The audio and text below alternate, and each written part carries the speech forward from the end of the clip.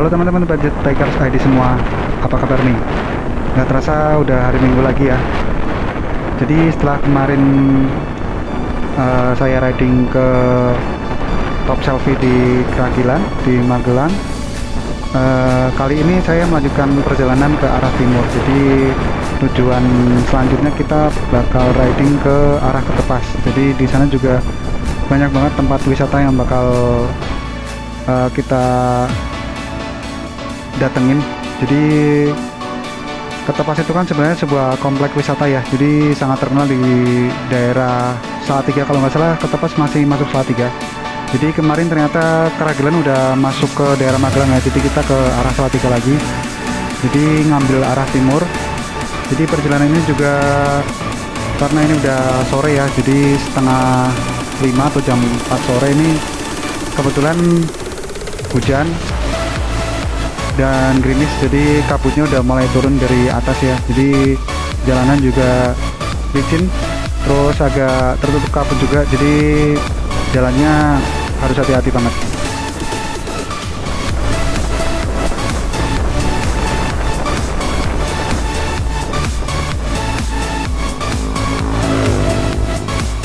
Nah, karena saya pas riding juga masih musim hujan ya, jadi akhir Desember.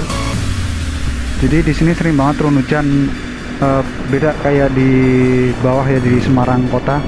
Kalau di sini hujannya cenderung awet, terus gerimisnya juga lumayan lumayan lama. Jadi jalannya tuh nggak basah banget, jadi cenderung lebih licin daripada kalau misalnya hujan deras sekalian.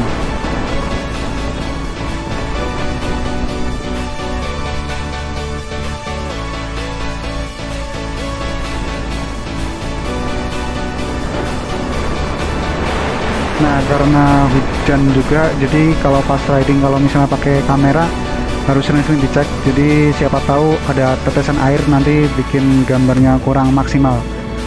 Jadi dibersihin dulu lensa kameranya.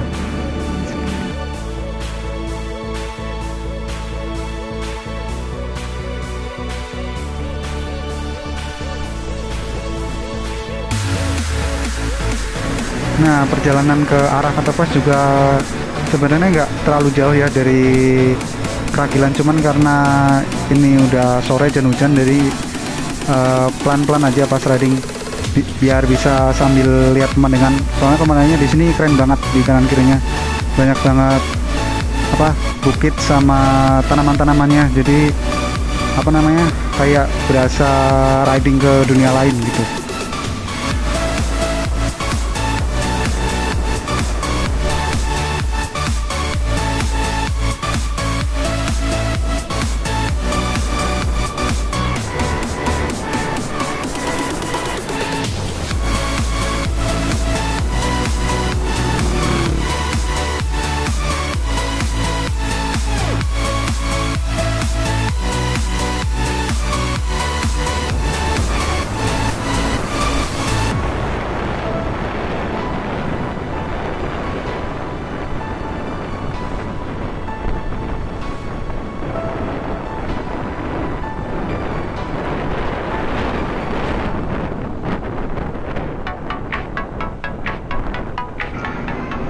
Karena jalan Ketepas Kopeng juga berada di antara Gunung Merbabu, jadi juga di sini cepet banget kabut untuk turun dari atas ya.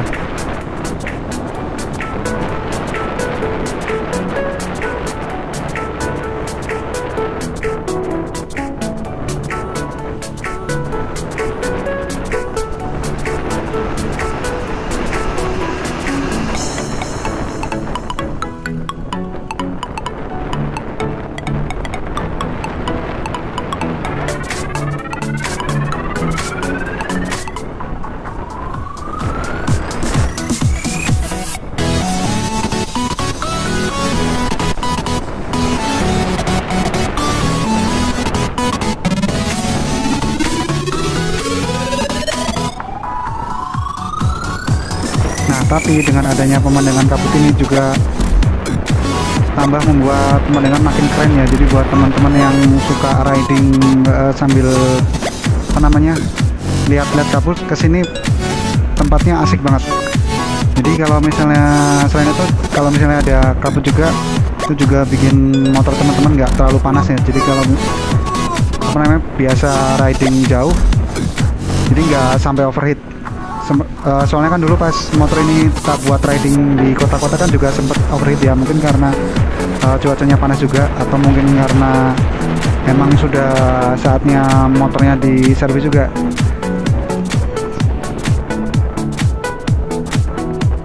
Nah, karena perjalanannya agak panjang, jadi kita sambil ngobrol bentar nih. Jadi ada beberapa pertanyaan yang kemarin ditanyain ke saya ya lewat DM Instagram atau WhatsApp.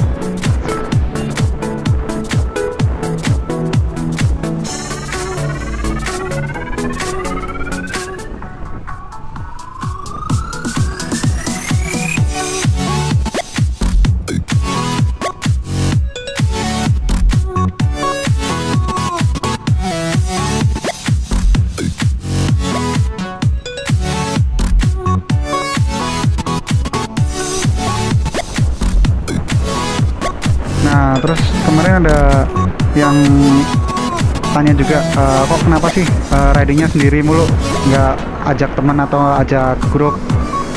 Sebenarnya kalau misalnya riding sendiri atau sama teman sebenarnya sih sama-sama enak ya. Jadi kalau misalnya enaknya riding sendiri itu kita bebas. Kalau misalnya kita mau berhenti istirahat atau misalnya kita mau apa ya, ngatur waktunya, kita lebih enak sih kalau misalnya sendiri. Cuman kalau misalnya riding sendiri kita juga harus lebih hati-hati ya. Kalau misalnya kita pas lagi break, misalnya masuk pom bensin nih, pengen istirahat, teman-teman juga kudu hati-hati banget, soalnya kan nggak ada parter buat jaga motornya. Nah, terus kalau misalnya riding sendiri, kurangnya juga kalau misalnya kita ada sesuatu, nggak ada yang bisa ngover, misalnya motor kita trouble atau kita butuh apa gitu, atau mungkin tiba-tiba dompet hilang. Karena dulu juga pernah pas riding juga dompetnya hilang, itu juga lumayan bikin pusing. Cuman kalau misalnya riding sendiri enaknya ya itu tadi, kita bisa bebas ngatur waktu. Terus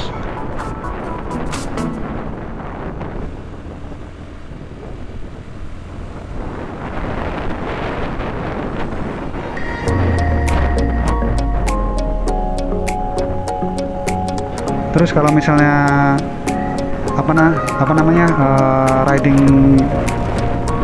nggak sendiri tuh, misalnya kita pakai grup sama teman-teman atau gimana, itu enaknya lebih solidaritasnya lebih kena ya. Jadi kalau misalnya ada apa-apa pasti ada yang bisa bantuin.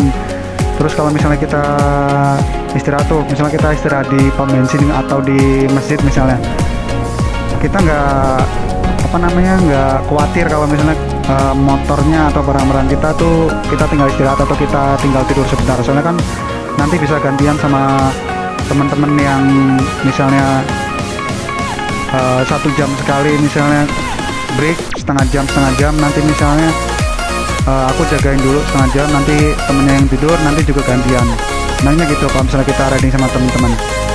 Terus lagi kalau misalnya riding sama temen itu, kalau ada apa-apa kita cepet ya. Kalau misalnya motor kita trouble atau gimana, itu seenggaknya ada 2 otak yang bisa ngatasin masalahnya. Kalau misalnya radiator rembes atau radiator bocor, itu misalnya teman satu punya ide, ditap dulu aja radiatornya, temen lain oh nggak usah, nanti ditambal aja, nanti juga bisa, misalnya gitu enaknya. Nah, ngomong-ngomong nih, kita udah sampai di Kopeng. Tadi kelihatan ya, jadi kita pas ambil kanan di toko bangunan itu tadi, ini kita lagi ngarah ke arah Dusun Cuntel. Jadi di Dusun Cuntel ini juga banyak banget penginapan murah ya. Soalnya kemarin juga ada yang sempat komen nanyain biaya untuk penginapan dan lain-lain. Ini juga sekalian kita mampir dulu.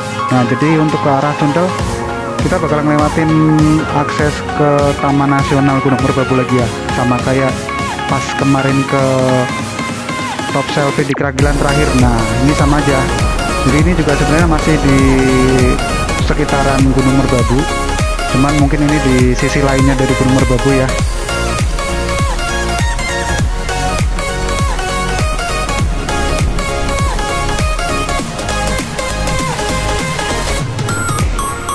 Perjalanan ke Solo sebenarnya cukup apa ya, nggak terlalu susah kayak pas kemarin-kemarin itu.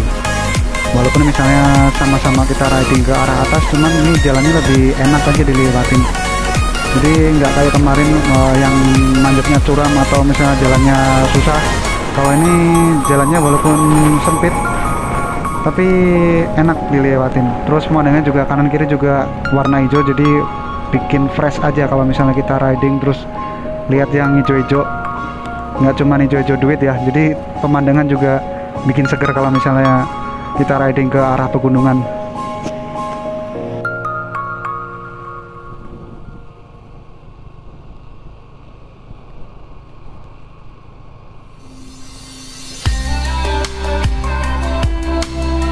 Nah, di Dusun Cuntel yang bakal nanti kita main juga sebenarnya itu apa namanya, jalur pendakian ya. Jadi jalur pendakian ke arah Merbabu.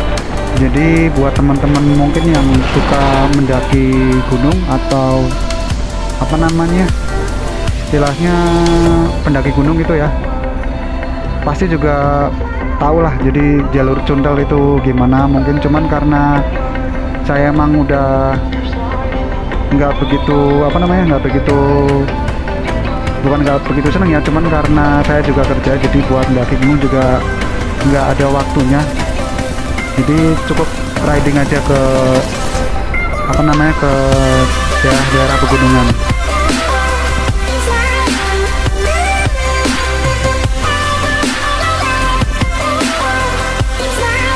Nah, ini dia nih, gerbang Cuntel udah kita lewatin. Kita bakal disambut sama beberapa penginapan ya. Jadi untuk penginapan di Dusun Cuntel ini juga lumayan murah. Jadi kisaran 300 atau 400 ribuan itu ada homestay yang bisa kalian tempatin.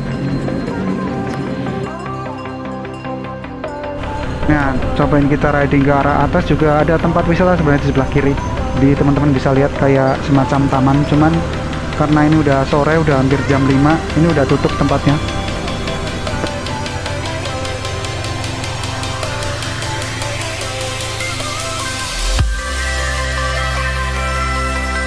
Nah, ini dia nih base camp Cuntel ya. Jadi tadi kita nempelin stiker Budget Bikers ID dulu. Jadi di sini juga banyak banget teman-teman yang nempelin stiker ternyata, jadi ya cobain aja ikut nempel. Nah, ini kita bakal riding ke arah gardu pandangnya ya. Jadi di daerah sini juga ada gardu pandang. Pemandangannya juga pas lihat di Instagram juga bagus. Mungkin apa namanya, kalau pas lagi cerah kayaknya bakal bagus banget. Cuman karena ini lagi hujan ya, kita coba mampir aja dulu. Semoga pemandangannya bagus.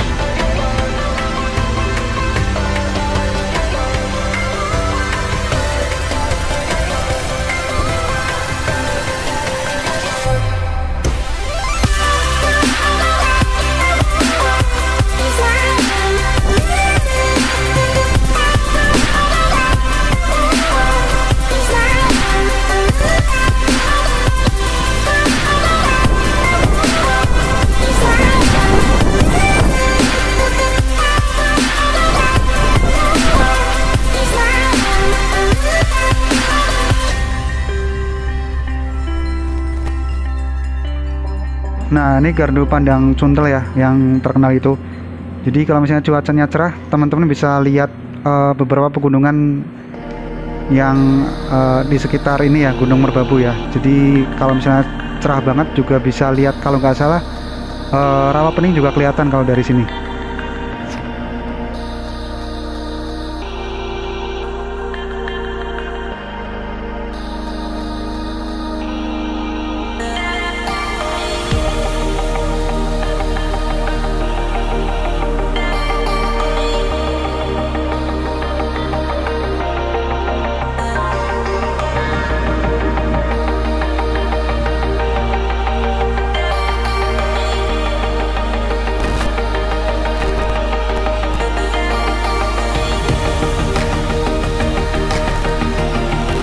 Nah, udah tadi kita lihat pemandangan di gardu pandanya, kita lanjut turun karena kita udah sore.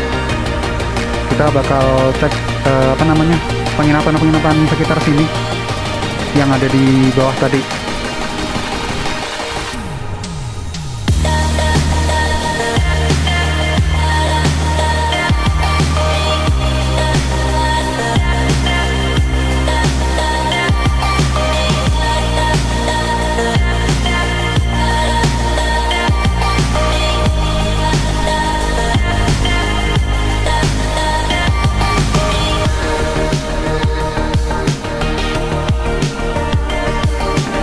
Nah, ini dia nih lokasi penginapan di daerah Suntel atau Petepas ya.